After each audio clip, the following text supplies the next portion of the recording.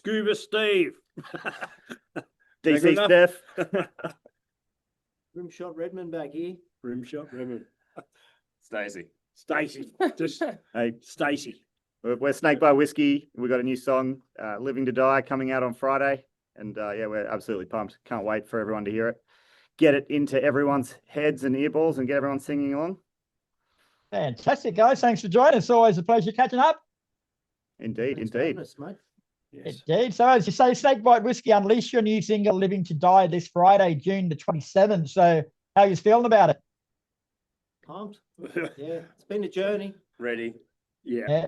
Ready's the right word. Yeah, A yeah. long journey. So Yeah, long time in the making, and a lot of work's gone effort, and it's come out the other side exactly how we wanted it. So actually better than what we thought. So All right. So dive into a bit more musically for us then, guys. And what were you going for with this particular song?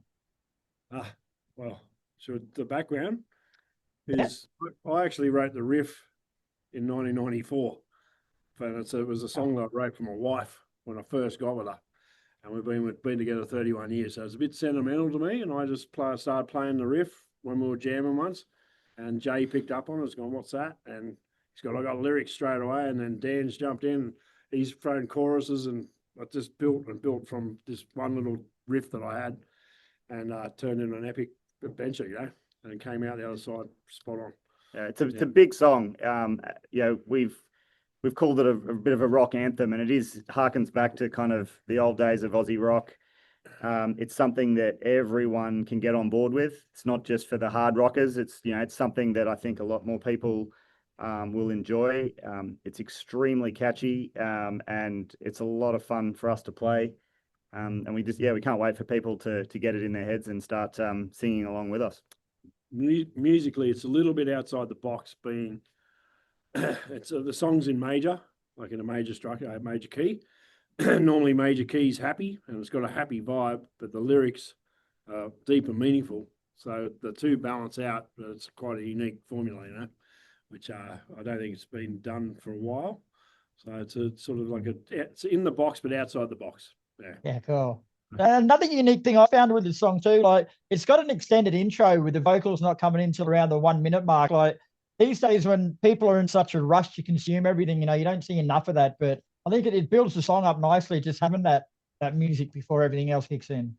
Yeah, we think it needed that to really kind of settle people into the journey of the song and give it that kind of landscape that we kind of wanted. So peace before calm before the storm, for sure. I think people will be patient with that intro because of like you say, the tension that it builds, and the expectation that it builds for the song. So yeah, again, it was something different. A lot of the other stuff we're writing now for the new album is far more immediate, but this one's an outlier that's a bit more of a journey. Yeah. And am I correct in saying that Living to Die is a bit mellower to your usual songs? Very good. Yeah. Very much so. Yeah. Because I was listening to it thinking, no, this isn't what I remember them sounding like. It's good, but it's just not what you'd expect, which is even better.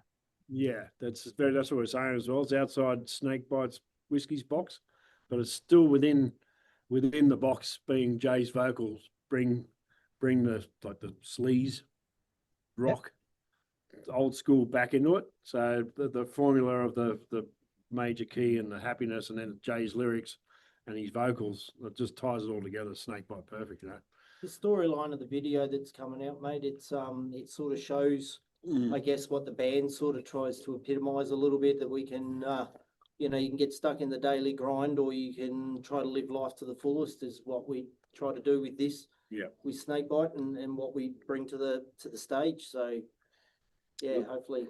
Yeah, we always knew it wasn't as straight down the middle as Snake Bite Whisky has been, and our last single was. We always knew that, so it's certainly intentional to write a song like this with call it a broader appeal. And we've enjoyed it. The song's really, really sentimental to Steve. It's been around in his head for a long, long time. We've all collaborated on making it. It's taken us a lot longer to write this song and put this song together than other songs because it is so out of the box for us. we're at the point now where, you know, it's the production's amazing. It sounds great. The video is huge, a real cinematic storyline video. And we're just going to put it out in the world and then carry on with rocking and doing what we do best, and hopefully people respond to it.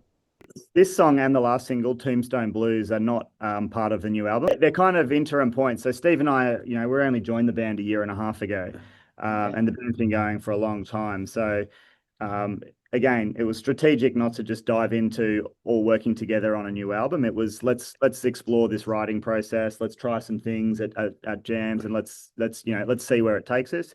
The two songs have emerged out of that collaborative process. Again, we put them out there, and it's about us finding our feet in the band. The guys gelling with us, our style mixing with, you know, the established kind of Snakebite style.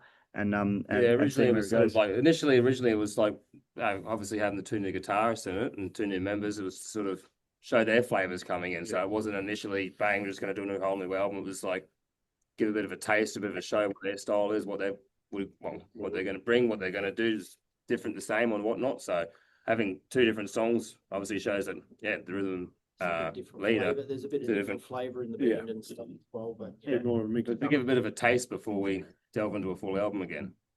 Nice. Bit of an introduction. Along those lines, like you guys started back in 2014 and you've had a few lineup changes since. So is this lineup you got now, is it a settled lineup? She's solid. Yeah, it certainly is. Yeah, we're having a great time, and we've just got so much energy and vibe flowing. We've got heaps of shows. We've got a bunch of local shows coming up. Then we've got a full US tour coming up. There's a pile of new demos that we're sitting on and we're crafting through at the moment for new albums. So, and yeah, the rock and roll train has left the station, and it's not going back. Nice. Now this is a bit of a two-part question. Like the newer guys, I want you to introduce yourselves and tell us what you bring the Snake Bite Whisky sound. And the older guys, I want you to tell us in return what they do bring to your sound.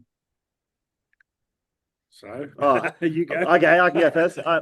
I'm probably, I would call myself a student of music. I've, since I was a kid, I've just obsessed over music of all genres, of all types. Obviously, I've gravitated towards heavy music, and hard rock and riff-based rock and metal, and so. But I certainly wouldn't call myself like in a box of any particular specific style. So I like to think that I've had a kind of, I bring a broad landscape, and yet I know what the ethos is of Snake Bite Whisky. I've signed up to the mission statement, and I bring that extra flavor of other genres and other parts of the musical realm that I enjoy and I listen to in my spare time, and kind of bring that into Snake Bite. I would say Dan, in my opinion, and it's a gratitude to him. He plays very meticulous and very precise and like very metal. I've got a bit of a swagger and a bit more of a rhythm background, and I've got a bit of swing going. So you combine the two of me and him partnership, and then you get the combination, and it works perfect. That's my thoughts. Right. About you older guys, what do you think they bring to the band? Yeah, Come on, mate. I don't think they're too far. Put you on the spot. Pretty much, like you say, Dan, technical as shit, structured in that sort of sense. Yeah. This dude loosing all over the shop. It's no, no. But it's like having your rock over here, your structure you can bank on, you got your roll over here, so it's the perfect fucking mix. You got your rock and roll. It's what you want. You don't want two the same. You want a bit of a mix of it all. So it's working perfect. Yeah. And I think the big thing for existing fans of the band, like because the two guitarists coming in is a pretty big change in the band, but it's not going to affect Snake Bite Whisky sound. It's still going to be the same old band. It's the same band, and they're the same. The songs that have existed up until now are the same songs. Just live, the production's got bigger and the sound's got fuller and the energy's got increased tenfold, because we've never had two guitarists line up in this, so it's always going to have an extra build to it. And it's ultra high energy. It's in your face. It's loud from the start to the finish. It's also respectful of recordings a lot more. Exactly. Yeah, there's a lot of the recordings have rhythm tracks over, with lead over the top and things like that sort of were missing in the live show that are not anymore. So it's a big full production, that's for sure, and it's it's heaps of fun. Stars arrived. Yeah. Very nice. You got the front man here, have we? Finally, He's Making a typically late entrance. It's a classy entrance. standard. Move over. Come and sit down and tell us what you think about Living to Die. Yeah, come and tell us. G'day, mate. How you going? It's all about it. Hello, mate. So you can answer the hard hitting questions then, because these guys have just been having fun. Oh, that wanker. Just faffing on. Right.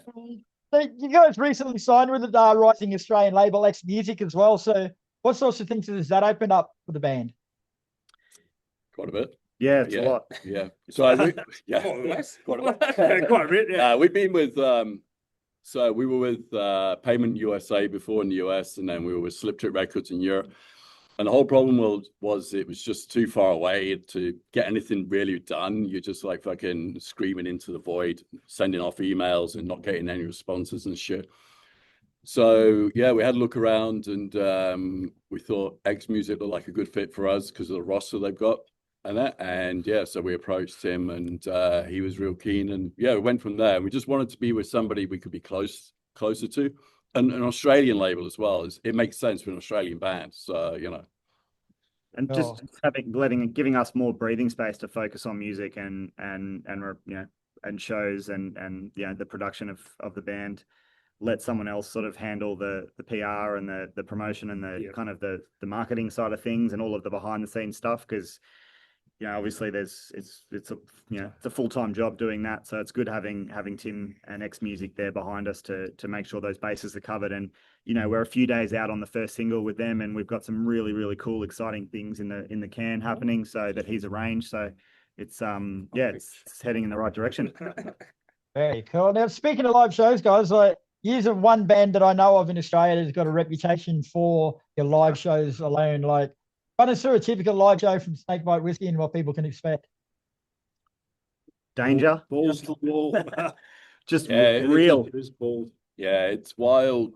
It's how would you put it? It's how rock and roll used to be played. Exactly. It's like it teeters on that edge all the time of disaster and control, and it's pretty much Controlled mayhem. Eh? yeah. It's a heap of fun for us to play, and it's also a heap of fun for people to watch. And it's massively high energy. I think there's a lot of great live bands out there as well, but we're one of the bands that every time we play, we leave everything on the stage. That's it. It's all blood, sweat, tears, beers, the whole fucking lot just gets left out there.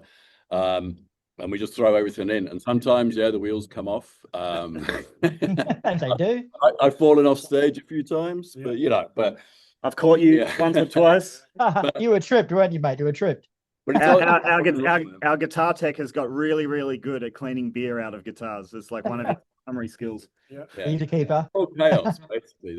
It's what it is. It's like fucking, if you don't give it all, then you're doing people a disservice. That people are paying money to watch a show. If they wanted to listen to music, they'd sit at home and listen to a CD or Spotify or some shit like that. When it comes to you live, I think we owe it to them to give them something, to go away and go, because live, it's all about the feeling and what they're feeling and the intensity. Yep. And that, if it's not note perfect, that's not massively important to people, because they're not going to pick up on it. They're not going to go home and go, fuck me, DC, fuck that solo up. They're going to go home and go, fuck me, I had a great fucking time, man. That was a lot of energy. But, DC a little more. Got any shows coming up, guys, where people can check it out for themselves? Yeah, we got a bunch. We're actually heading to Adelaide on Friday, so we're playing Saturday night in the city of Adelaide at Jive, which is a show to support Adelaide legends Dirty Pagans. They've got a new album coming out, so we're going to go down there and melt some faces with those guys. And then we're playing the Bright Side in Brisbane on the 17th of July, which will be it's a Thursday night, and so it'll be that midweek, get people out that break the back of the week and get people to start their weekend a day early. We're playing at Vinnie's Dive Bar on the Gold Coast on the 8th of August, which will be a show for my birthday, so I expect maximum attendance and maximum energy. and a Also- cake. I want a cake. Also a send off. No And fucking then cake. that's a send off for us. We got a whole bunch of dates all throughout the US. So we're heading over to play. We're playing Rocklahoma Festival with a bunch of amazing bands. First gigs, Whiskey a Go Go. But then the first show is in LA at the Whiskey a Go Go, which is just going to be amazing. So the shows in Atlanta, in Memphis, in Nashville, in Austin, in Houston, in Dallas, Antonio. San Antonio, a whole bunch. New Orleans. New Orleans. Yeah. Good work, Yeah. guys. Good So, work. yeah, we're pumped. Absolutely pumped. Survive it. Yeah, if we can.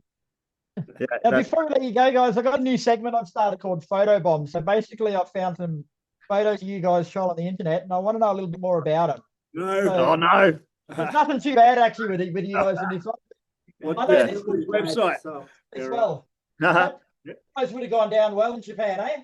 Yeah. Yeah. Yeah. That was early morning, wasn't it? Yes. That was Yeah. early morning Yeah, because we we had got to, into and there's a lot of They did I recognise. think that looks like a breakfast beer. Yeah, What's the breakfast? it was still wrapped breakfast beers. up. Yeah, no, he was being decent. 'cause Still we're in being a- polite. It was morning. we're in a Japanese temple there, and you had to Yeah. the beer in a paper bag.